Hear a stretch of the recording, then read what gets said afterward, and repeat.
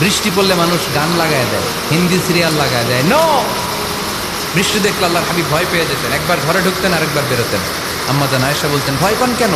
আল্লাহর হাবিব বললেন, জানি না এই মেঘ থেকে বজ্রপাত এসে মদিনাটারে জ্বালিয়ে দিবে নাকি মেঘ থেকে বৃষ্টি এসে মদিনাটারে উর্বর করে দিবে, আমি তো জানি না, ভয় হয়। দোয়া করতেন, আল্লাহুম্মা আসকিনা গাইসান মুগীসান মারিআন মারিআন নাফিআন গায়রা দার আজিলান গায়রা আজিল।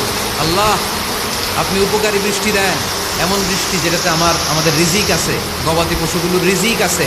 কল্যাণজনক বৃষ্টি দেন, ভালো বৃষ্টি হইলে তাড়াতাড়ি দেন, দেরি করেন না কোন। সুবহানাল্লাহ।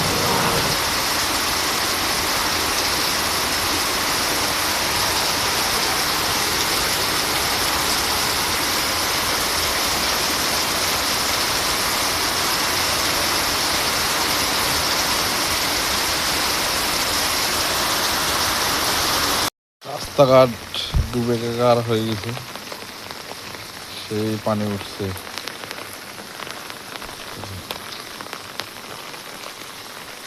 ট্রেনের পানি উপরে উঠে আসছে।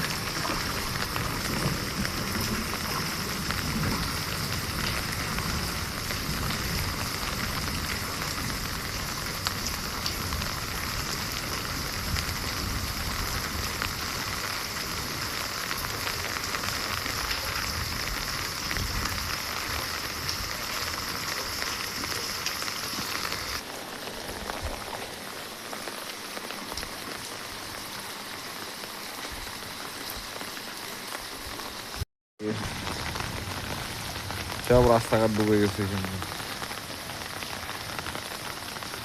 রাস্তাঘাট ডুবে গেছে।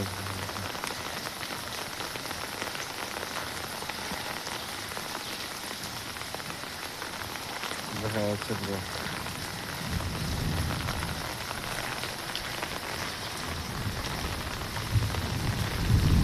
এটা অবশ্য হালকা হয়েছে, মানুষের ভোগান্তি বাড়ছে অবশ্য। একদম আমাদের সদরের মধ্যে এইভাবে যদি পানি হয়, আর যে ড্রেনের ব্যবস্থা যদি ভালো না থাকে, তাহলে মানুষের কিন্তু যাতায়াতের কিন্তু অনেক সমস্যা। তো মানুষের কিন্তু ভোগান্তি বাড়তেছে। কিন্তু যদি দিনের বেলা হয়, তাহলে দেখা যাচ্ছে যে নামাজ কালাম পড়তে আরও অসুবিধা। যারা মুরব্বী আছে, পানি ডাঙায় নামাজ কালাম পড়তে পারে না, ড্রেনের পানি তো রাস্তার মধ্যে ভর্তি হয়ে গেছে। আমি সদরের মধ্যে আমি বলতে চাই যে প্রশাসনের এবং আমাদের সাবেক জাহাঙ্গীর আলম,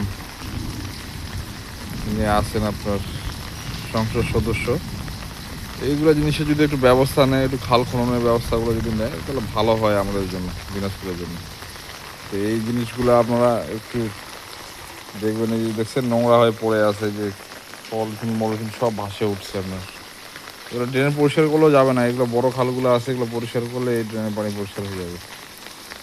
তো আপনার পানির স্রোত যাচ্ছে, দেখছেন এই যে পানির স্রোত যাচ্ছে, দেখেন পানির স্রোত যাচ্ছে।